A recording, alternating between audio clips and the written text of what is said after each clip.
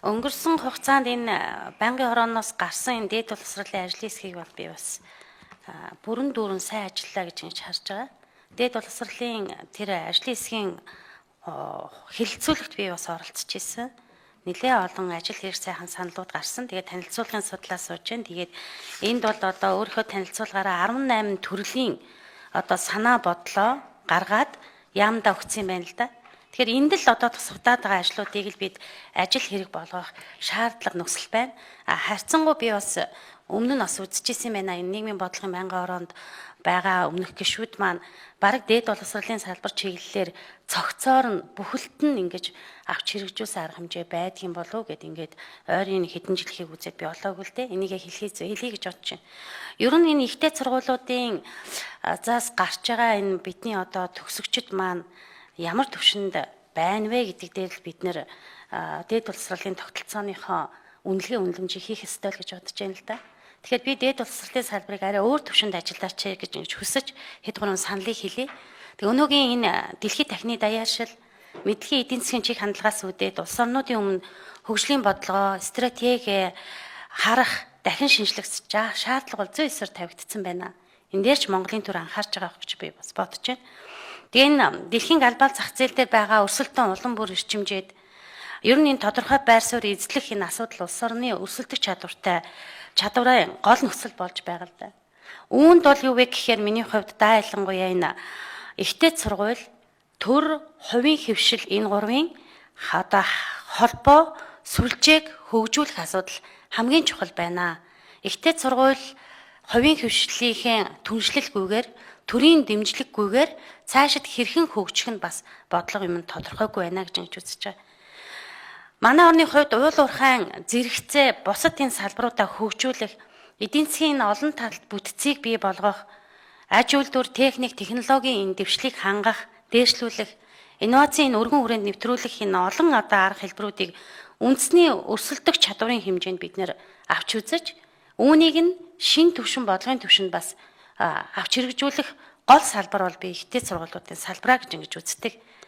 Өнөөдөр ямар ч технологийн хангамжгүй нам одоо юм технологитой энэ бараа бүтээгдэхүүн, экспортын бараа бүтээгдэхүүний 97% эзэлж байна. Энэ 97% эзэлж байгаа энэ бараа бүтээгдэхүүн Монгол улсын нэр хүндийг гадаад зах зээл дээр ямар хэмжээгээр тодорхойлох нь тодорхой.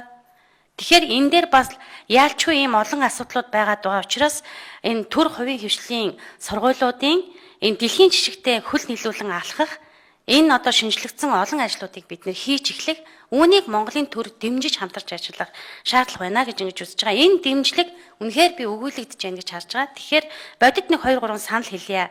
Энэ төрийн эмчийн ихтэй сургуулиудын экспортын бүтээгдэхүүн үйлчилгээний технологийн энэ агуулмжийг нэмэгдүүлэхэд чиглэсэн үйл ажиллагааг бид дэмжих хэрэгтэй. Үүнийг цаашид бодлогын түвшинд авч хэрэгжүүлээч. Хоёрдугаард энэ төрийн болон орон нутгийн өмчийн хөрөнгөөр бараа ажил үйлчлэгээ худалдан авч байгаа асар олон тендерүүд Монголын төрд явагдаж байна. Энэ Монголын төрийн энэ бараа ажил үйлчлэгээ худалдан авалтанд энэ өндөр технологийн бүтээгдэхүүн үйлчилгээг оролцуулахад чиглэсэн үйл ажиллагааг бүр бодлогоор дэмжих.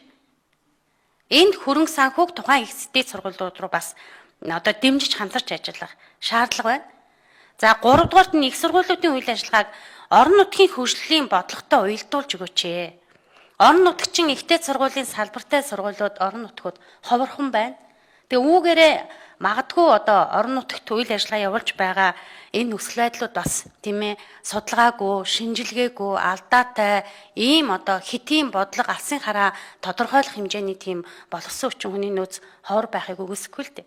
Тэгэхээр энэ төвлөрлийг сааруулах, бүсчилсэн хөгжлийн бодлого гэд хаана аль салбар хөгжиж जैन тэр төвшөнд тухайн орон нутгийг түшгэлсэн ихтэй сургуулиудын салбар сургуулиудыг байгуулах, төвлөрлийг сааруулах, тэгээд энэ харилцан одоо энэ дадлага мэдээллүүдээ хийх зорилгоор тэр орон нутгийг түшгэлсэн салбаруудыг хөгжүүлэх асуудал хамгийн чухал байна гэж ингэж үзэж байгаа.